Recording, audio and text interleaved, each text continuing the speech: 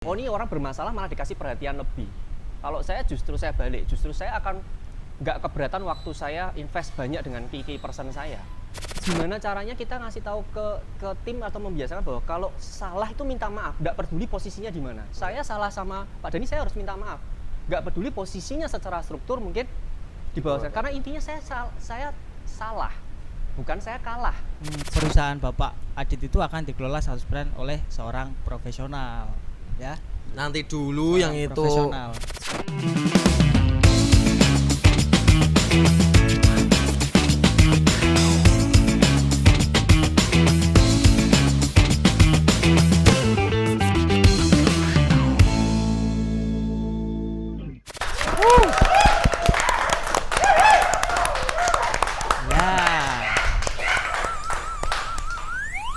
Sugeng enjang sadaya sedanten ing dinten menika kita sadaya badhe nganakaken pertemuan ingkang kinasih wonten ing ngarsaning panjenengan sedanten. Kenapa? Ini dia kayak mau rapat RT, Pak. Iya. Pembukaannya biasa aja. Oh, iya. Yang penuh semangat gitu loh. Enggak, boleh ya? Saya suka spiritmu, Bro. Kamu terlalu. Oke, assalamualaikum warahmatullahi wabarakatuh. Waalaikumsalam. Jumpa lagi dengan Mr. Idio di video yang kelima ya, Pak. Yoi. Yes. Kita udah berhasil memproduksi video yang kelima pada hari ini ya.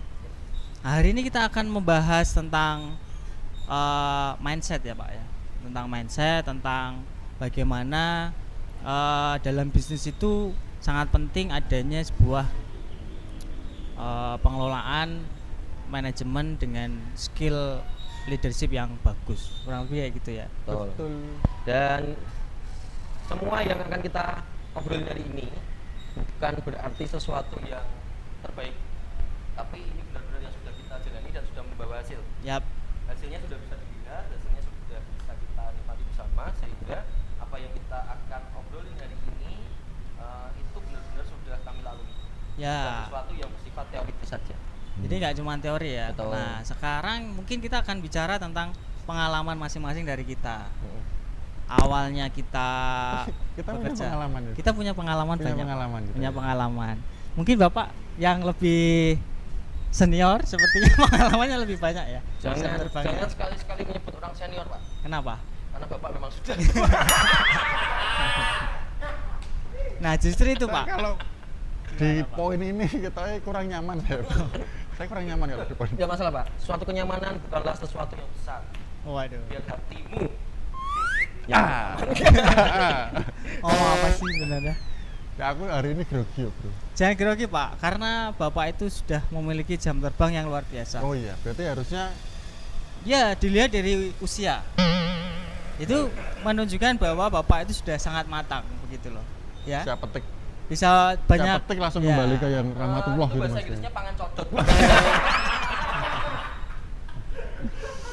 Jadi saking matangnya sampai Pangan codot. Pangan codot. Berarti wet. Kerowak berarti. matang wet berarti, Pak. Gosok, Pak. Nah, boleh. Oh, ini kok pakaiannya pada. Ini endorse, Pak. Iya. Endorse. Kita Sponsor. Oh, gitu. Cerita dong, makanya cerita. Nah, tentang sponsor. Terima kasih Jarum LA. Sponsornya istimewa loh ini. Nah, kembali lagi ke topik pembahasan pada hari ini. Sebelum kita nanti ke poin utama, lebih baik kita menanyakan dulu pengalaman Bapak ini selama berkarir atau berprofesional ya. Ya. Nah, mulai ya, dari dimulai- sebelah kiri. Oh, sebelah kiri dulu Iya. yang Kan kita bisa meniru caranya dia nanti. Luar Saya juga biasa. nggak tahu mulai dari mana ini.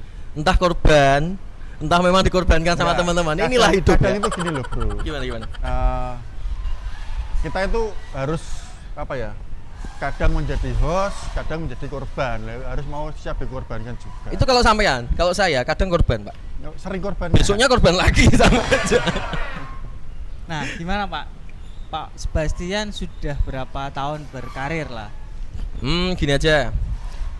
Ini perusahaan lokal pertama saya. Oh, ini perusahaan lokal. Ini perusahaan lokal pertama saya. Jadi sebelumnya saya pernah bekerja di perusahaan nasional dan perusahaan multinasional. Weh, keren ya. Loh enggak apa-apa, orang Aku ada yang dikon cerita ya disombongkan. Cek, salah bener ya. Lanjutkan, silakan. Terus tadinya saya berpikir kalau perusahaan lokal itu tidak banyak akan bisa mengembangkan diri saya. Oke. Karena selama ini memang saya bekerja di perusahaan nasional dan multinasional itu menganggap bahwa apa yang dihasilkan secara besar itu imbasnya besar juga ke diri saya. Ya. Ternyata bukan seperti itu kejadiannya. Di perusahaan yang sekarang kita duduk ini di Mr. K Group ini, saya justru mendapatkan banyak hal yang kemudian mengembangkan saya menjadi seseorang yang lebih besar lagi dibandingkan sebelumnya. Mantap, Bro. Kalau tepuk tangan jangan nanggung-nanggung, yang kencang sekalian. Berarti sebelum ke Mr. K, Pak Sebastian sudah punya banyak pengalaman ya di perusahaan yang lain ya. Bener, saya sekarang kan di usia 30 sekian. Saya 30 sudah berapa? kerja 30 itu berapa? sekitar 76 tahun sebelumnya. Padahal usianya 30 sekian. 30 sekian. Tapi Usianya bekerja 30. sudah 76. 76. Saya bekerja di ladang Tuhan, Pak. Tuh, Oh. ya itu kalau pengalaman saya secara pribadi, sehingga sekarang yang saya rasakan di tempat ini saya cukup nyaman Oke. dengan kualitas saya yang semakin besar juga. Sudah gantian. Berarti Pak. sudah Gitu. sudah banyak di pengalaman info ya. itu sudah. Oh iya. Udah Heeh, 5 menit. heeh. Pembukaan udah 5 menit. Berarti gantian. Gantian. Bapak yang lebih senior. Silakan, Pak. Karena waktunya sudah mau habis, ya mungkin saya idem sama dia. Nggak ada yang bisa dijual ini, Pak. Keluarkan pengalaman Oh, Anda. keluarkan powernya, Ya, oke. nggak apa-apa. Cuma masalah Ah. durasi. Pengalaman kerja, wah isin nek ngomong kira 20 tahun lagi isin. 20 tahun. 20 tahun di dunia kerja. F&B. Oh, oke di F&B, oke. 20 tahun di dunia F&B, ya pernah kerja di perusahaan nasional, terus pernah buka usaha sendiri, pernah lokal juga. Lah ini lokal yang kedua. Wah. Berarti benar ya kita ya. Berarti benar ya bahwa Bapak yang satu ini sudah luar biasa. Jam terbangnya itu udah luar biasa. Dia mulai kerja ketika Fir'aun sunat. Akhirnya Fir'aun mau sunat. Mau sunat, bapak yang bujuk. MC-nya dia.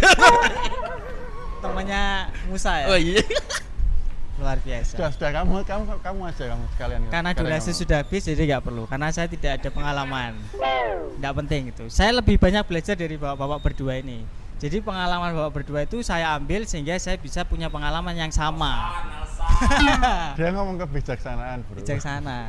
Oke. Nah, ngomong-ngomong Nggak kebijaksanaan, hari ini kita punya bintang tamu yang sangat spesial, Pak. Yes, dan tentunya ini yang membuat kita semua tadi bisa bercerita. Ini yang di episode 1, 2, 3, 4 kita bisa bercerita. Di episode sebelumnya kita memberikan banyak materi. Ya. Ini adalah core-nya core. Intinya inti. Sumbernya sumber. Cintanya cinta, hatinya hati. Hati-hati Ya. di jalan. Ya. Langsung. The one and Pak. only Mr. Aditya Hindarta.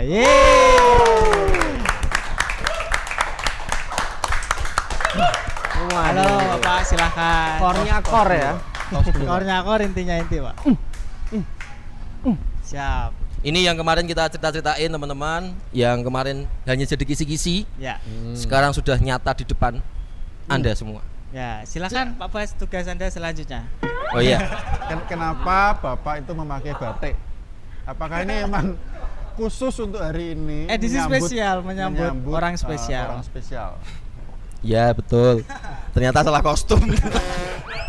Tapi kan semuanya pakaiannya resmi, kurang ajar, saya dibohongi. Ya kan kita host. Ya. Bapak kan co-host. Oh iya. Ya, makanya co-host harus membantu host utama. Betul. Nah, sekarang tugasnya Bapak sebagai co-host untuk membawakan acara Karena- sampai selesai. Bapak penghasilannya paling rendah di sini, Pak. Makanya korban aja terus. Wassalamualaikum warahmatullahi wabarakatuh. Enggak, ini teman-teman yang kemarin kita ceritain, inilah Pak Adit, Direktur Utama Mr. K Group, yang akhirnya bisa datang dan punya kesempatan ngobrol bareng kita semua. Pak Adit ngobrol-ngobrol nih Pak. Siap. Pertama kali Pak Adit tahu kita bikin podcast, gimana rasanya Pak? Ini ya, tak pikir wah ini kelihatannya teman-teman nih mau buka lini bisnis baru kelihatannya. katanya mau buka lini bisnis baru, tapi saya percaya maksudnya ini teman-teman luar biasa ya, lagi ningkatin skillnya, lagi bisa kalau bisa berbagi yang lebih seru lagi gitu. Saya percaya bisa jadi berkat lah. Ternyata ketahuan sebelum kita sudah merencanakan tapi sudah ketahuan dulu. Sebenarnya memang rencana kami seperti itu, Pak. Cuman terlanjur ketawa jadi kita ubah. Rubah. Kita ubah jalannya. Oke, mungkin kita akan banyak cerita hari ini dengan Pak Adit bagaimana Pak Adit ini mulai mengembangkan bisnis sehingga bisa membuat orang-orang yang ada di bawahnya itu menjadi orang-orang yang bisa bekerja sesuai dengan fungsi dan sistemnya ya. Yap, Kayak gitu ya. Betul. Nah mungkin Pak Denny mau ada pertanyaan dulu Pak ke Pak Adit. Saya agak grogi soalnya. Sama sebenarnya. Oke, gini deh, Sama, gini sama, teman-teman. Pak Adit, kalau kita ngomong soal pembangunan fisik, semua bisa dilihat Pak Adit. Semua orang bisa ngerasain, semua orang bisa nyentuh apa-apa saja yang sudah kita bangun bersama, terutama Pak Adit menjadi sumber pembangunan ini. Tapi secara fisik ini kan ada dasarnya Pak, yaitu mindset. Nah mindset ini yang belum banyak pengusaha tahu, belum banyak teman-teman di rumah tahu. Kami pun juga selalu belajar dengan Pak Adit. Mindset seperti apa Pak Adit yang selama ini dibangun oleh Pak Adit sehingga bisnis yang kita kembangkan sekarang menjadi bisnis yang cukup besar dan bisa dipandang orang Pak.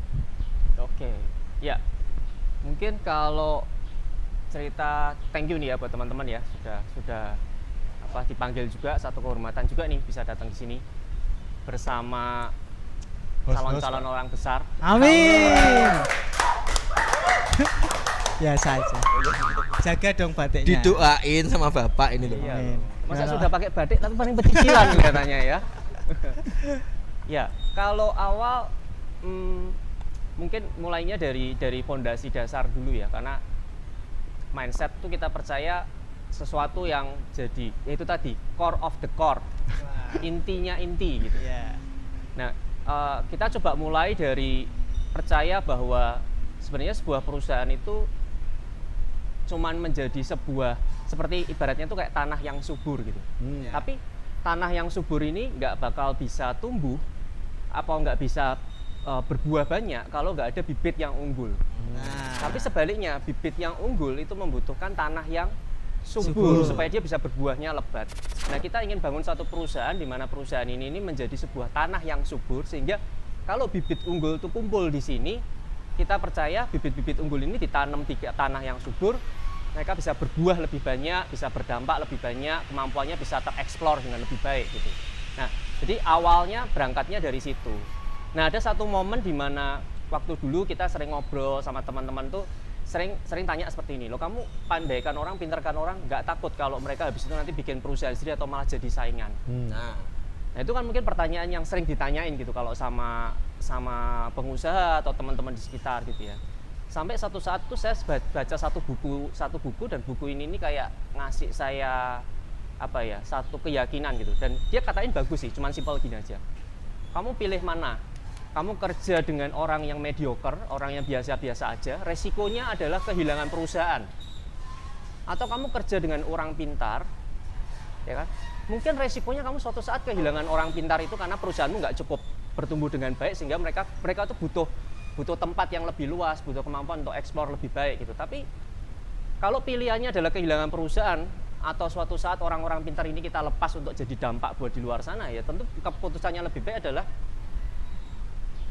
memandaikan orang pintar, karena kalau suatu saat mereka stay sama kita pun itu perusahaan betul-betul akan jadi besar dan kita istilahnya kumpul sama banyak bibit unggul itu suka ya, karena di sini kita lihat buah, di sana kita lihat buah, di mana-mana tuh kita lihat buah gitu.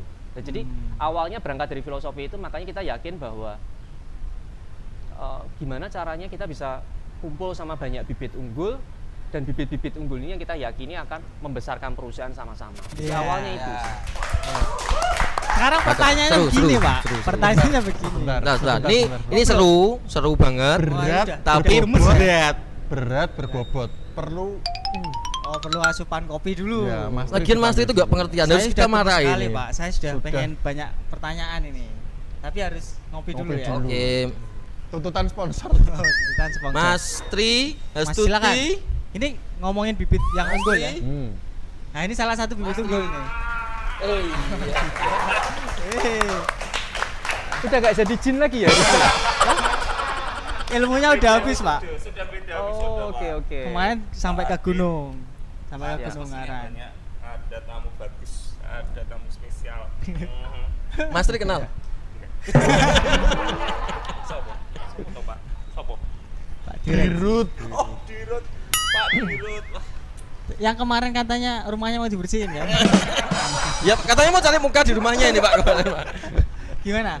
Mau jadi bibit yang unggul nggak? saya dengar Ada tanah yang subur. Iya. Ada tanah yang subur buat Mas Tri. Dari belakang tadi, Pak. Wah, sudah merinding, Pak. Ini kalau sampai selesai saya dengerin, tewas saya. Kenapa? Kenapa? Saya sudah bisa mati dengan tenang kalau Ai. Gimana, Mas Tri? Wah, luar Akan mencoba mendengarkan dengan baik. Iya pasti Pak, luar biasa sekali Pak. Hebat. Saya nggak usah dipanggil-panggil, saya tak teriak-teriak di belakang aja. Ini Pak. Ya, Mau fokus ya? Mau Iya. fokus ya. Kali ini fokus. saya capek dipanggil-panggil. Terima kasih menjadi kepala divisi penonton bayaran. Kayak Eli Sugiki. Iya. Ya Sip, sudah, sip. Pak, silakan Iya. kopinya. Terima kasih Mas Tri. Oke. Monggo. Kita lanjutkan ya, kopi udah ada. Berarti kita siap belajar banyak dari Pak Adit ya. Nah, jadi ngomongin bibit yang unggul, pertanyaan saya sekarang ke Pak Adit, Pak. Kira-kira teman-teman ini udah termasuk bibit yang unggul atau belum, Pak? Oke, ya. Wah, ini loadingnya lama biar Biar itu Biar kelihatan beneran ya. Biar kelihatan berat, soalnya kayaknya jawabnya berat sekali. Saya jadi tak Ya. pulang aja. menurut saya kalau bibit yang unggul itu selalu punya dua karakteristik ini gitu. Karena satu, bibit yang unggul itu bisa tumbuh kalau dia dikasih kesempatan untuk sebenarnya kalau kita lihat tanaman itu kan dikasih matahari, disiangi, terus dikasih air segala macam supaya dia bisa tumbuh. Tapi yang kedua adalah jangan sampai sudah dikasih pupuk, diapain segala macam, tapi terus ditutup gitu, dibatasi, dikasih kaca, dia juga nggak akan bisa tumbuh. Nah, kalau saya lihat teman-teman bertiga ini ibaratnya sudah nggak bisa dibendung. Jadi ibaratnya kalau mau dikasih Kebablasan itu, kaca aja itu sudah nggak bisa gitu. Jadi daripada kayak gitu saya losin sekalian, saya lepasin sekalian. Karena Sambat percuma. Bapak. Ya kan, daripada nanti berbet, ya kan, dah saya lepasin sekalian. Jadi Wah. kalau menurut saya bibit yang unggul itu pasti akan mencari ruang untuk bertumbuh, pasti nyari ruang untuk berkembang, cari tantangan yang baru. Dan bagaimana kita menjadi tanah yang nggak membatasi itu. Dan ini teman-teman bertiga ini salah satu yang kalau menurut saya gas ya, remnya udah blong ya. Paling tinggal kopling-koplingnya aja. Ya, Alhamdulillah. yang penting akarnya kan tetap di sini, Pak. Ya, amin. Gimana Pak Dani? Dianggap sebagai sebuah bibit yang unggul, perasaannya bagaimana? Gak usah lebay. Ingat usia. Ini kayak film ya, Bro. Tersanjung 1 sampai 7. Oh, oke. Gimana maksudnya itu? Butuh pundak saya, Pak. Malah lucu ya maksudnya ini. Ya, tapi keren loh nih. Maksudnya kita juga nggak menyangka kalau kita itu juga dianggap oleh memberikan kontribusi sama para Para Pak founder. Dirut ya. Oke. Kita ya sebenarnya biasa saja sih. Oh, biasa aja. Biasa saja. Tapi Tidak merasa. kita nggak menyangka gitu loh, Bro. Oh, berarti belum sadar kalau jenengan itu termasuk bibit yang unggul. Belum sadar. Kadang harus ya karena Mas go on aja, Bro. Oke. Kasian. Agak merendah diri sedikit ya, Pak ya. Meskipun Merendah kayak diri. Bapak rendahan juga nggak apa-apa ya. Saya sampah masyarakat. Tidak di sini kamu kan korban, Bro. Oh iya. Kalau Pak Bas gimana, Pak Bas? Saya sebenarnya sudah merasa bahwa saya bibit yang unggul Weh. sejak dulu ya. Iya. Sejak saya diwawancara oleh Pak Adit ketika mau masuk. Buktinya apa? Sombong, Pak. Diterima. Oh. Biarkan aja kalau mau Loh, sombong. orang kalau mau menanam bibit itu seleksi dulu. Ya. Petaninya seleksi dulu. Oke. Kalau saya bukan bibit yang unggul, nggak mungkin ditanam sama Pak Adit. Ya, bener-bener juga sakarmu. Kalau Anda Ya, nggak pernah ngomong dari tadi loh. Kadang itu susah loh, Bro, membedakan antara dimesake tak terima kalau yo memang kamu Mungkin jenengan itu salah satu yang dimesak kita. Dari Pak dimesake. Dani nggak ingat ya, kelihatannya waktu itu lagi sale kan, Pak. Oh Oh iya. kita itu sama, Bro. kita kan juga jualan. Saya tuh salah satu juga yang dimesak. Harus paham. Soalnya bapak ini tongkol dua. Waktu itu diskon 50%, teman-teman. Boleh Tapi parah. saya bilang, Wes dimesake di diskon di sana. ya saya minta diskonnya udah kurangin aja 50 plus 10 gitu, Pak. Nah, sekarang Anda udah tahu alasan jenengan diterima itu karena jenengan baru calon bibit unggul, Pak. Gitu. Nah, sekarang baru beneran. Tadi kan udah ditegaskan bahwa sekarang jenengan sudah jadi bibit unggul setelah dipupuk tadi. Gitu. Silakan Pak JM mau ditanya. Mau nanya apa, Pak? Gini Pak, kita itu kan sudah dianggap memberikan kontribusi, tapi kan dalam memberikan kontribusi ini kan bagaimana nih ngelola kita Pak? Kemarin-kemarin kan kita harus diceritakan Pak, bagaimana ngelola kita kan orang yang mempunyai sifat masing-masing ini. Punya karakter Liarnya beda-beda. masing-masing, karakternya masing-masing. Wah, bagaimana Pak Adi itu bisa menjaga keseimbangan antara kita itu Pak? Oke.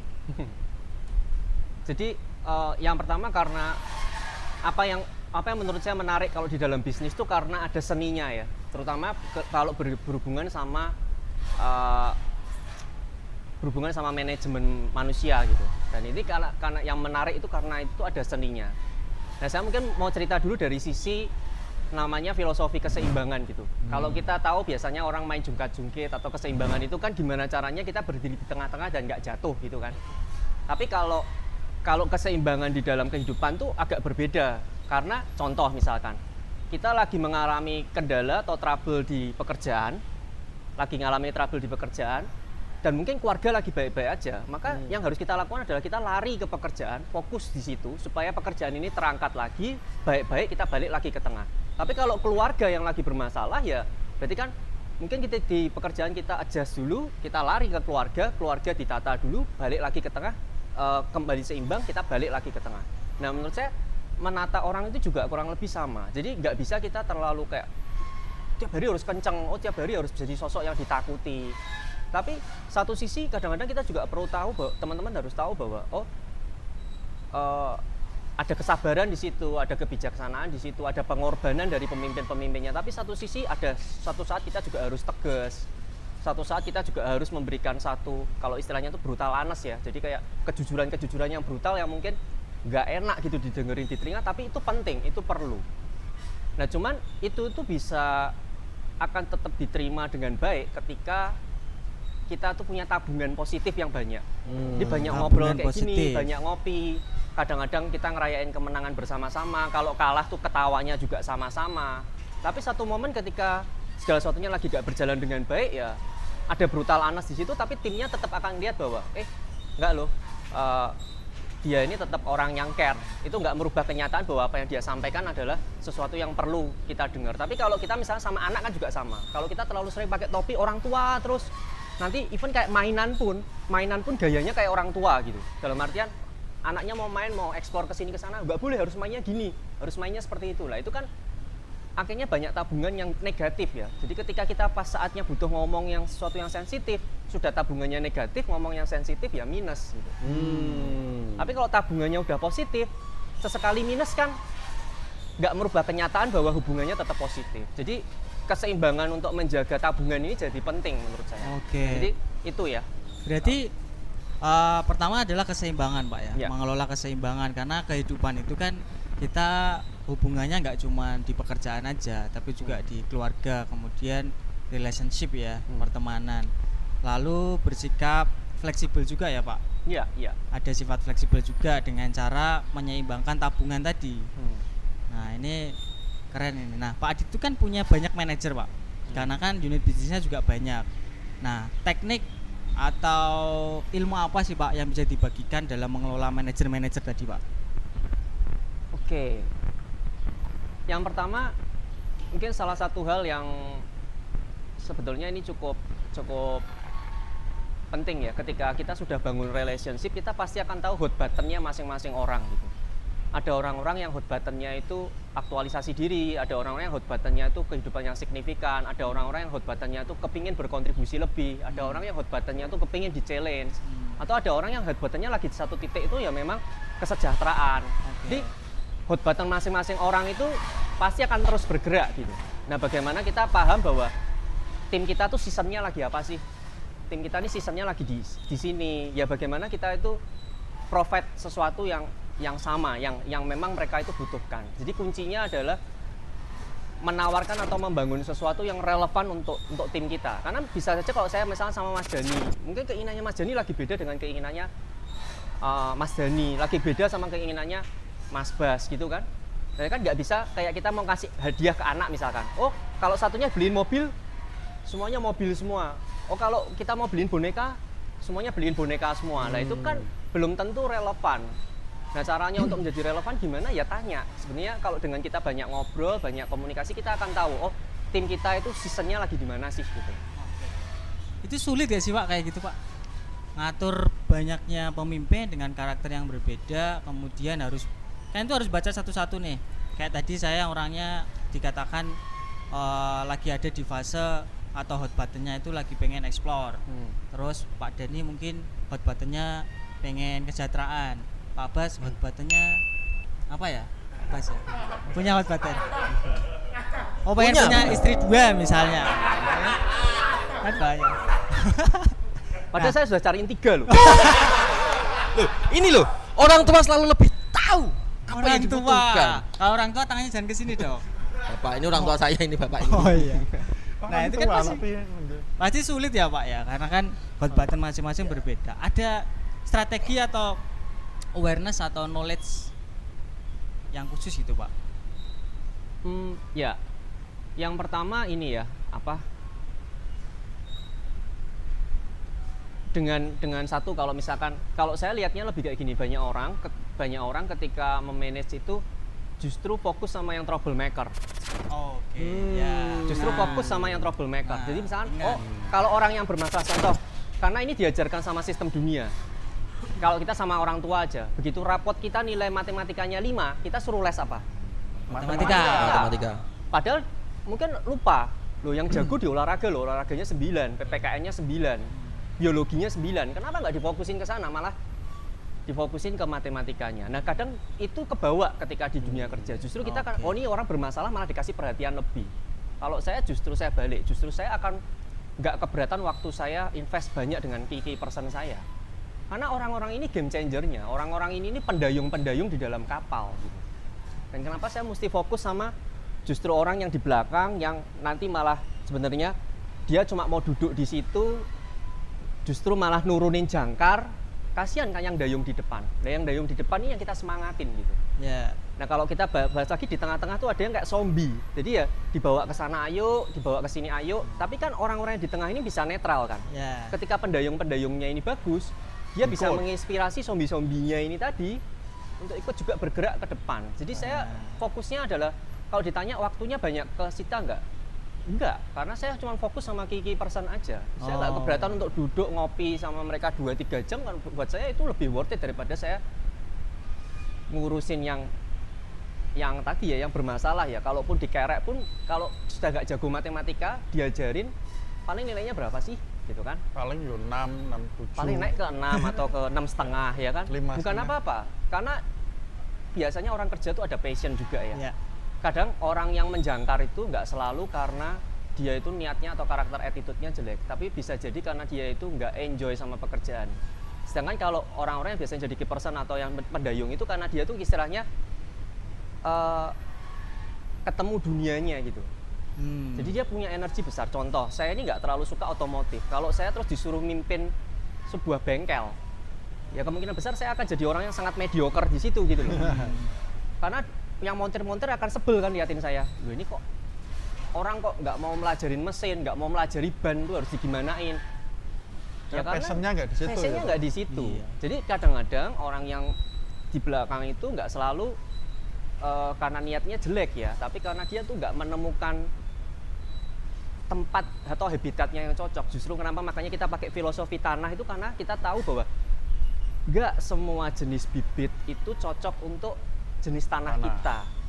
Jadi orang tuh perlu lihat bahwa oh kalau tanahnya kayak gini saya bisa tumbuh nggak di sini. Kan kasihan kalau sampai orang udah join ke kita terus jadi kayak bonsai gitu, tahu ya? Iya.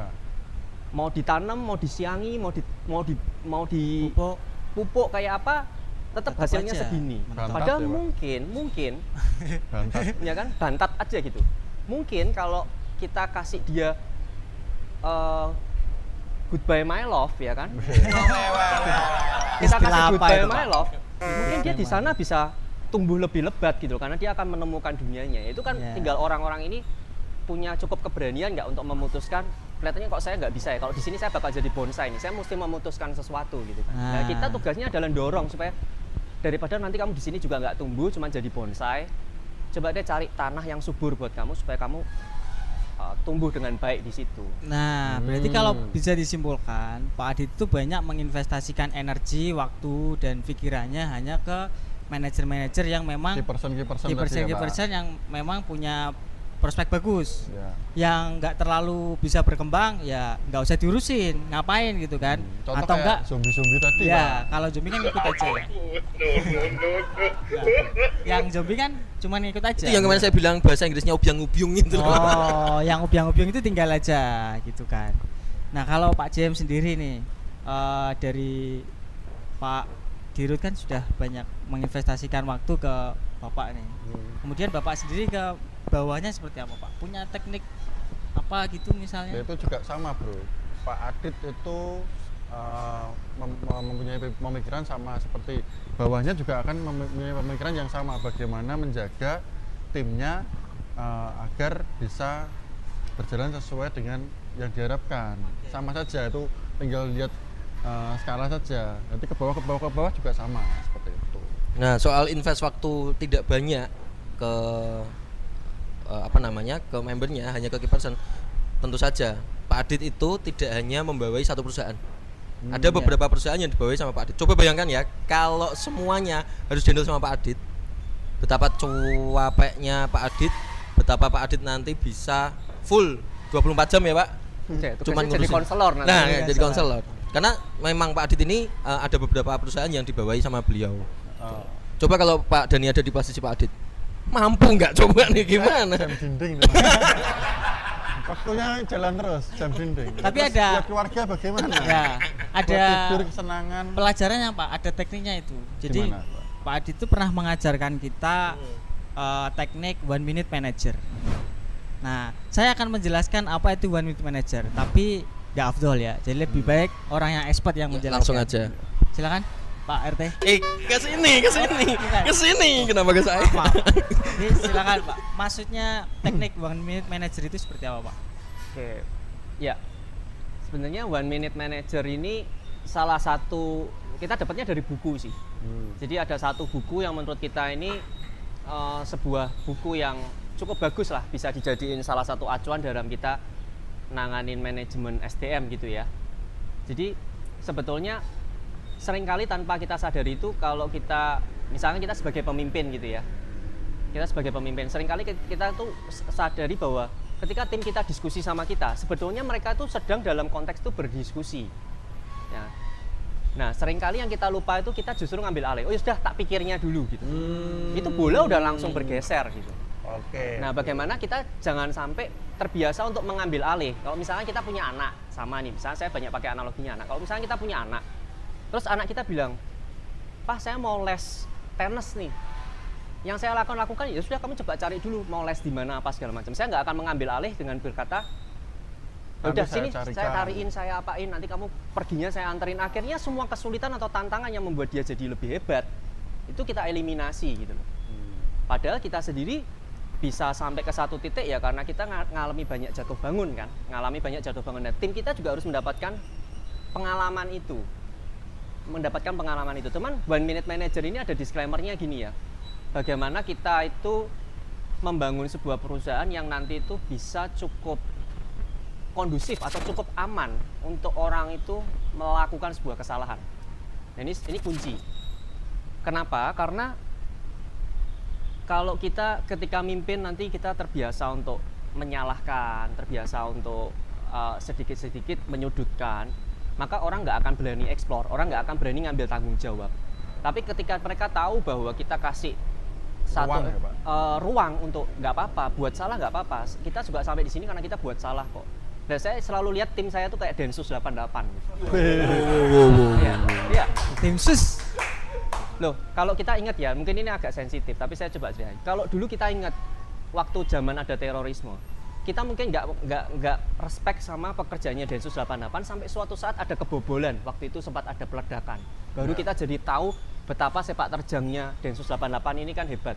Karena sebelum ada potensi-potensi penghancuran di tempat-tempat yang lain sudah diberesin dulu sama Densus 88. Kecolongan satu ruginya besar. Nah, kadang sama tim itu juga sama. Ketika mereka ada kecolongan di satu titik, jangan lupa loh, ada titik-titik lain yang sudah mereka beresin. Ada titik-titik lain yang itu tuh sudah diantisipasi sama mereka. Kalau ada satu yang bocor di sini, itu kan tidak merubah kenyataan bahwa mereka sudah melakukan tugasnya baik di titik-titik yang lain. Nah ini yang kadang-kadang kita kan jadi nggak bisa balancing karena, loh ya, kamu udah 9 bener, tapi yang satu salah gimana?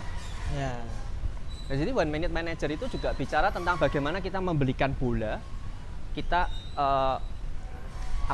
kasih tim kita kesempatan untuk eksplor, dan bola itu jangan kita ambil alih, tapi kita juga kasih ruangan untuk mereka itu bergerak. Dan itu sebenarnya ada dua konsep sih. Satu konsepnya adalah pertama mereka memutuskan dan harus report, atau kita yang memutuskan, tapi mereka harus report masukannya apa. Tapi ketika tim kita udah lebih dewasa, lebih settle, kita cuma tinggal kasih tahu ibaratnya gini. Kita tujuannya ke Jakarta ya. Ya.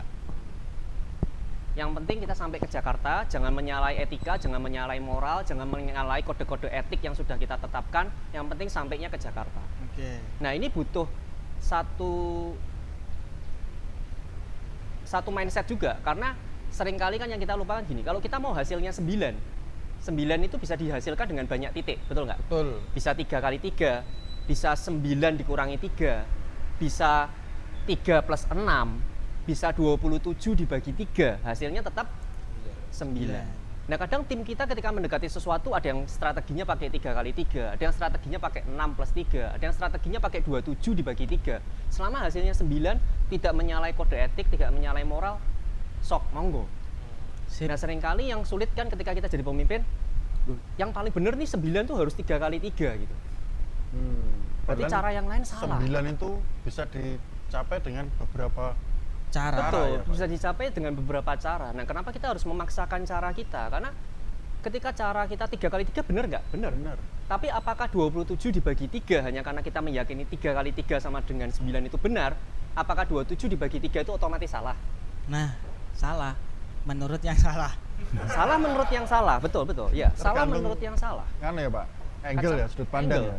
Jadi karena tim kita kan nanti belajar, ada yang seasonnya, ternyata setelah saya coba 3 kali 3 berhasil nih.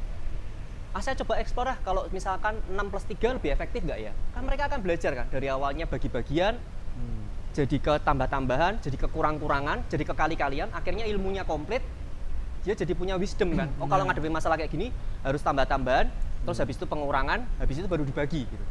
Tinggal poinnya ya Pak. Ini Tinggal poinnya. poinnya adalah pengurangan atau poinnya tambah-tambahan atau pembagian, pakainya itu ya. Betul. Yang penting goalnya jelas ya Pak. Yang penting goalnya disepakati antara pemimpin sama member.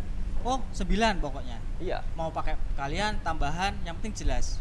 Goalnya jelas, caranya boleh lah dieksplor. Dan itu kan Intinya bagian dari timnya bertumbuh, ya kan? Ya. Supaya tadi bibit unggul tadi jadi bisa belajar banyak hal yang mereka bisa tambah-tambahan, bisa kali-kalian, bisa bagi-bagian, akhirnya mereka ilmunya komplit kan. Ya. Jadi adanya tuh wisdom gitu, ada kebijaksanaan. Bedanya kalau orang punya hikmat sama orang pintar itu kan beda. Kalau orang pintar mungkin paham teorinya, tapi kalau orang berhikmat itu kan ibaratnya dia jago taekwondo, jago jujitsu, tapi dia tahu kalau berantem sama orang kayak gini ini jangan pakai taekwondo, pasti kalah. Berantemnya pakai jujitsu. Nah, orang punya hikmat itu kan tahu, kalau kayak gini dihadapi lebih enak pakai tambah-tambahan. Kalau kayak gini dihadapin lebih enak pakai kali-kalian. Karena dia sudah itu berubah dari sekadar pengetahuan jadi hikmat gitu. Ya. Nah, kan kita perlu kasih ruangan supaya tim kita pada akhirnya jadi kumpulan orang-orang yang berhikmat kan, punya hikmat gitu loh. Tahu kayak gini nih ilmunya pakai ini, yang kayak gini ilmunya kayak ini. Tapi kalau kita take over nggak bisa. Kalian nggak boleh utak-atik, bawanya 3 kali 3, ya selesai. Wah, semua tim itu. kita akan jagonya kali-kalian semua. Begitu ngadepi masalah pembagian pengurangan ya, Bubar ya Pak. Ya. Bisa. itu tadi goodbye my love lagi. Itu yang pertama. Yang kedua tadi Pak. Hmm. Yang pertama kan itu ya. Goalnya jelas, masalah cara ada demokratisasi di situ, disepakati antara leader dan member. Ada wisdom sama hikmat tadi loh, Akhirnya Pak. menghasilkan wisdom dan Yang dicari hikmat, jangan cuma nikmat. Ya. Ya. Kalau nikmat ini hikmat ini, Pak. Oh. Enggak maida, Nah, kamu tidak harus maida. lihat tangannya, Pak. Hikmat, kebijaksanaan, nikmat. Oh, kalau begitu Sarah. berarti silakan Silakan disimpulkan, dilanjutkan, Pak. Silakan. Waalaikumsalam warahmatullahi wabarakatuh. Yang nikmat dan kofur silakan.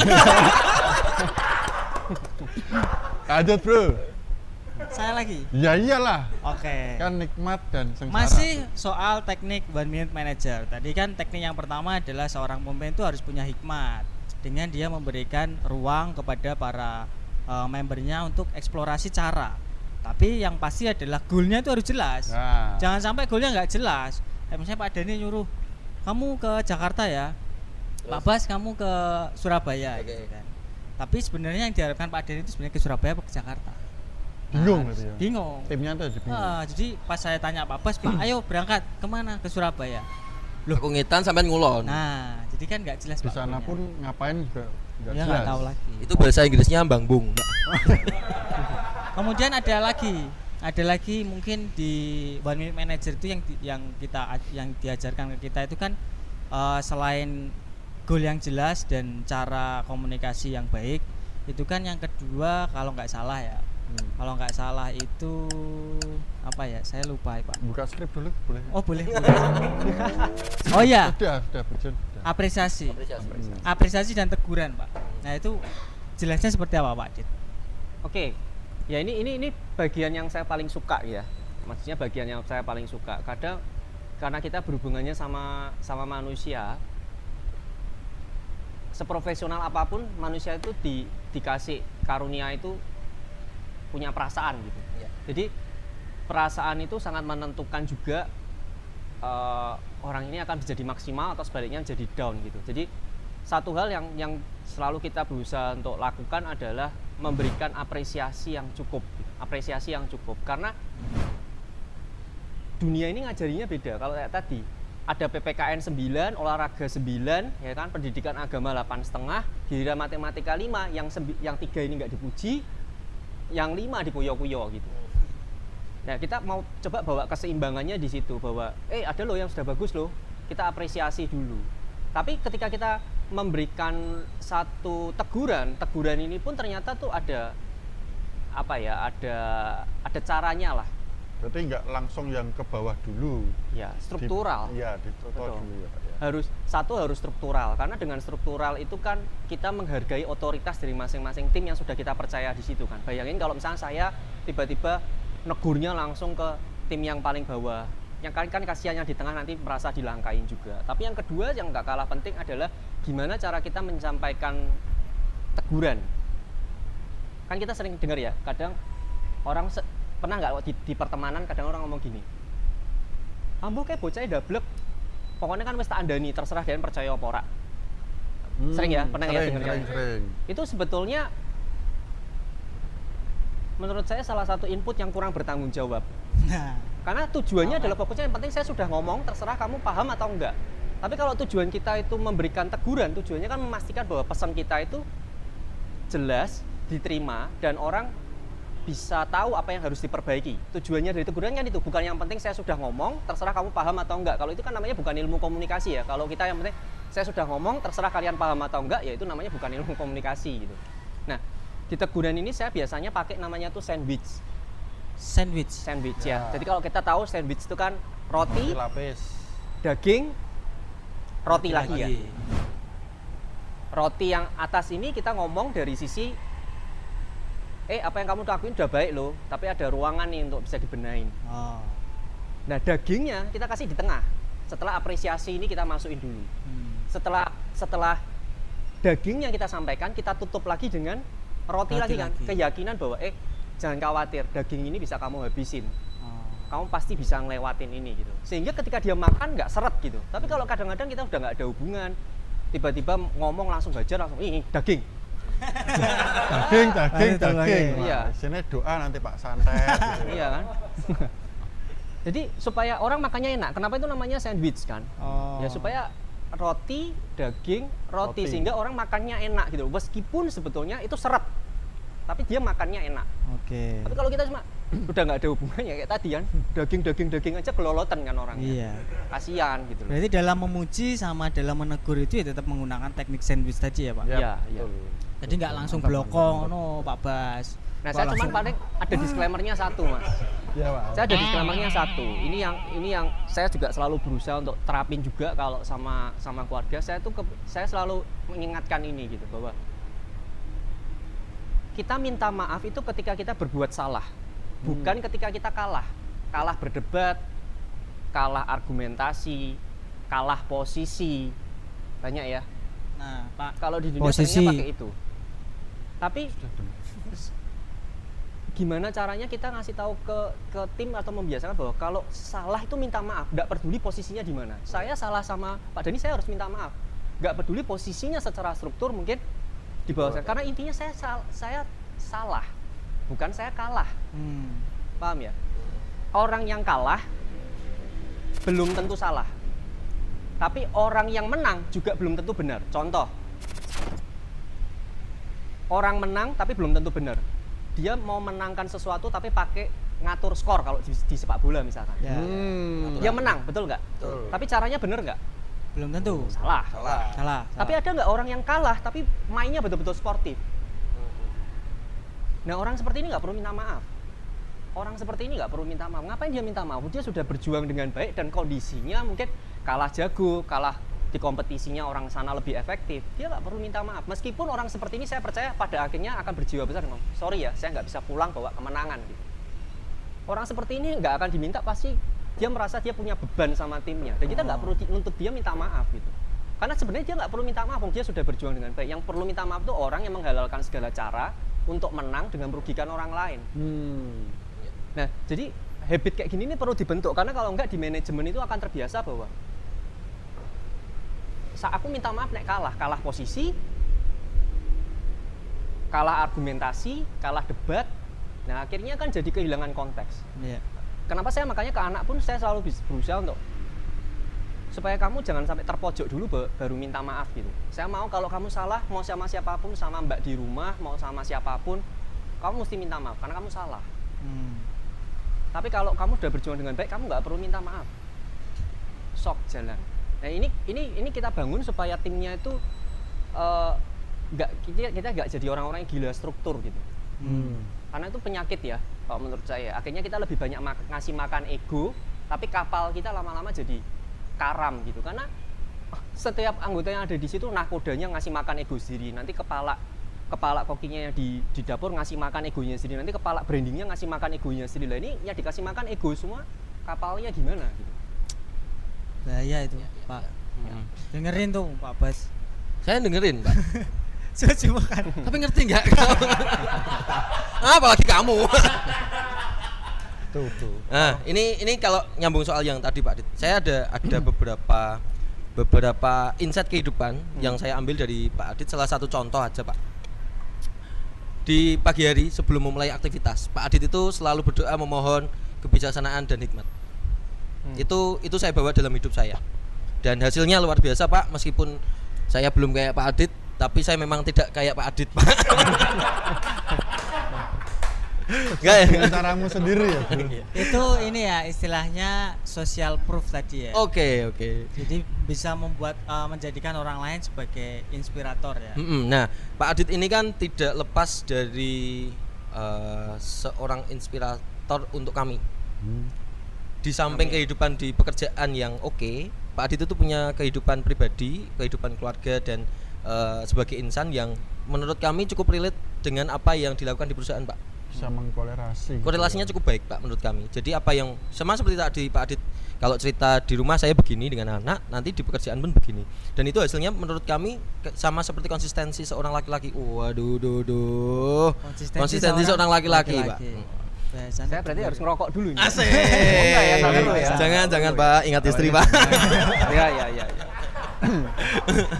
Nah, kalau yang bahasanya jadi kayak gimana Beda. gitu, tumben ya. Karena Terusin pengaruh, Pak, dilanjutin monggo karena silakan. pengaruh Batik. uniform. Dari Pak dados mekaten. Kita kader aja jadi ketua DPRD ya. Amin Pak, makasih loh Pak. Nanti mau disupport Pak Adit katanya saya mau masuk parpol. Siap. Kalau begitu lanjutkan pertanyaan tadi, nyambung nggak? Sampai mana? Oh ya, jadi menurut Pak Adit sendiri, sepenting apakah mengkorelasikan kehidupan pribadi dan kehidupan di bisnis atau di pekerjaan, Pak? Oh, penting banget ya, karena kita perlu punya kayak single identity gitu. Karena kalau enggak kita pusing kan. Nanti di sosial kita jadi siapa, nanti di pekerjaan kita jadi siapa lagi, nanti di rumah kita jadi siapa. Terus nanti kita ketika misalkan di dunia pelayanan atau di dunia keagamaan berubah lagi menjadi siapa, itu kan kita pusing kalau seperti itu. Tapi kalau kita bisa menemukan satu korelasinya bahwa identitas utama kita tuh siapa sih, ya sudah kan berarti kita kemanapun akan bawa itu gitu. Kalau saya, salah satu yang saya yakini, identitas utama saya tuh seorang pembangun. Jadi ya saya berusaha untuk dimanapun saya ditempatkan, ya pokoknya identitas ini yang saya bawa gitu.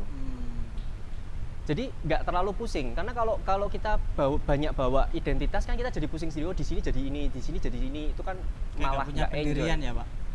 Nggak enjoy. Dan nggak enak hidupnya karena harus Dan nggak enjoy. menyesuaikannya harus jadi orang lain terus nih. Iya. Nggak bisa jadi diri sendiri. Penting ya Pak, berarti mengetahui identitas diri itu penting ya. Nah, kalau Iya, personal sangat. brandnya Pak Adit itu sebagai seorang pembangun nih Pak. Kalau Pak Jem sebagai seorang apa Pak? Follower mungkin.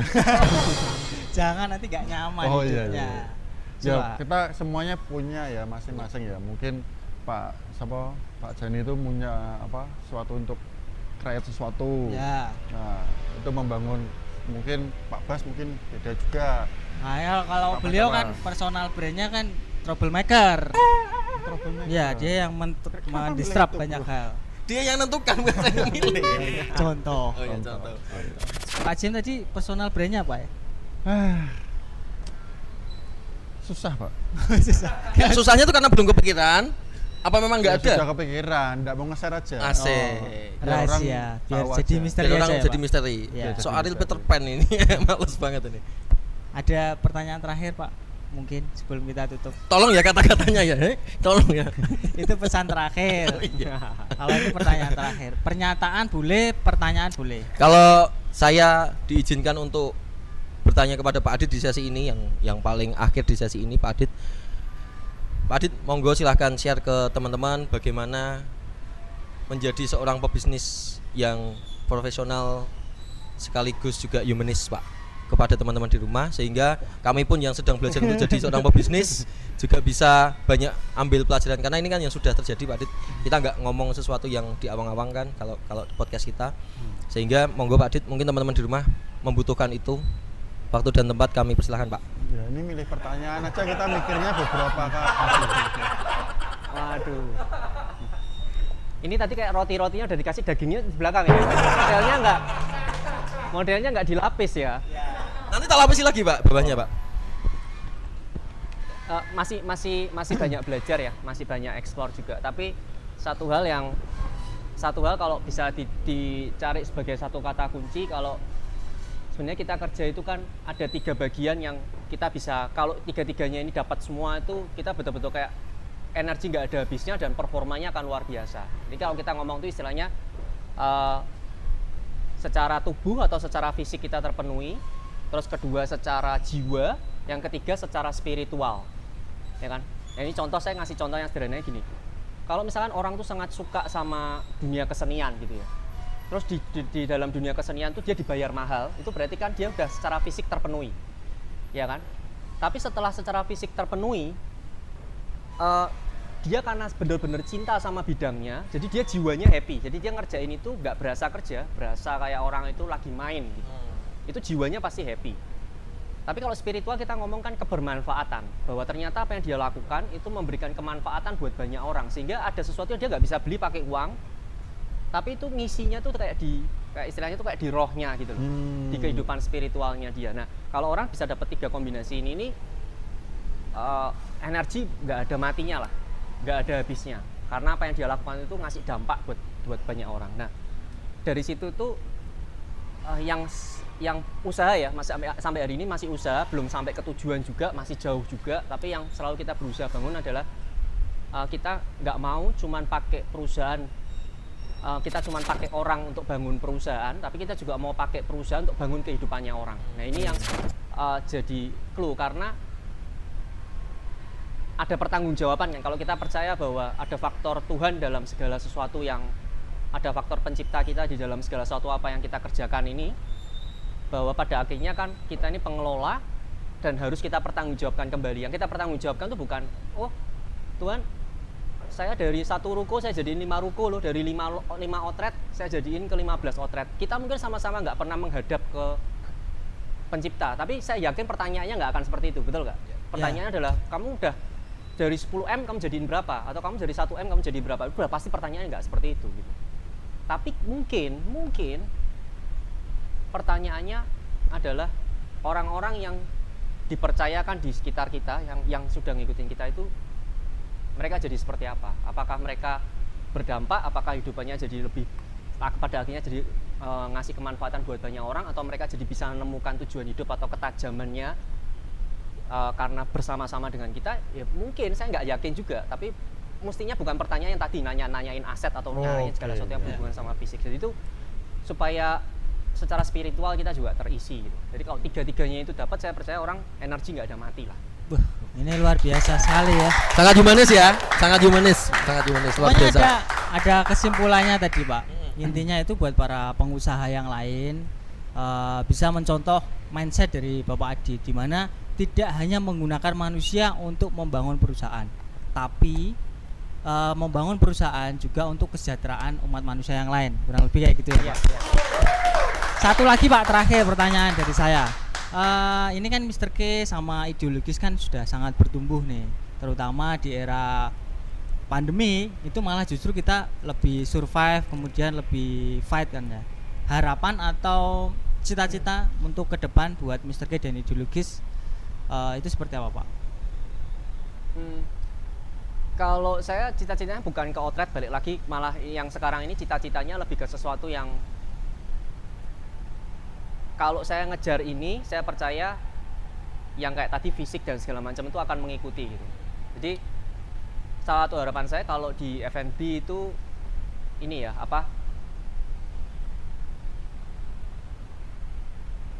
kadang saya ngeliatin dalam kehidupan tuh ada banyak orang yang saya ngerti ini darahnya bangsawan, tahu ya? Kalau dibelek tuh istilahnya mungkin darahnya biru.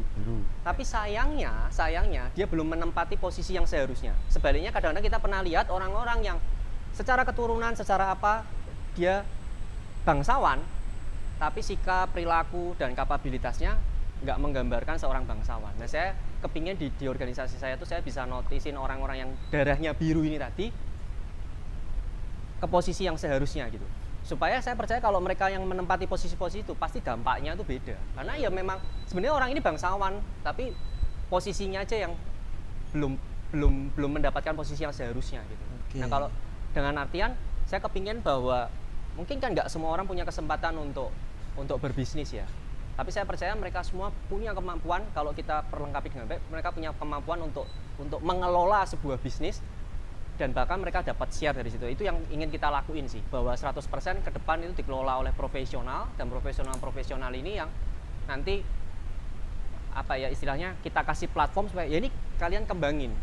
Kita kepinginnya ke sini, apa yang jadi kode etik apa segala macam tolong tetap dijaga.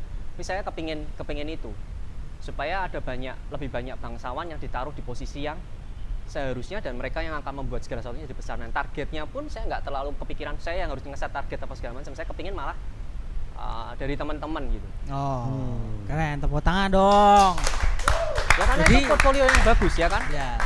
Itu portfolio yang bagus supaya kita juga bisa ini kan, berbagi juga sama yang lain, bahwa manusia pada dasarnya akan selalu melakukan yang terbaik ketika mereka diberikan kesempatan dan berada di ekosistem yang tepat. Saya percaya mereka akan melakukan yang terbaik. Ya, itu jadi luar biasa ya teman-teman. Jadi ada harapan dari Bapak Adit sendiri untuk ke depan Mr. K Group Ideologis itu akan ditargetkan untuk dikelola oleh 100% profesional ya Pak ya. Jadi kita yang akan 100% megang ini ya. Belum tentu kita. Oh, belum tentu kita. Belum tentu kita. Profesional kamu pede sekali, enggak apa-apa. Kepedean itu memang membuat kita imun. Enggak apa-apa. Kan darah biru, Pak. Siapa bilang? Makanya tadi saya langsung minum ya nggak salah. Jadi saya terlalu percaya diri ya. Percaya diri, tapi enggak apa, itu Nggak apa-apa. bagus. Confident itu bagus. Daripada yang darah biru tapi nasib darah merah.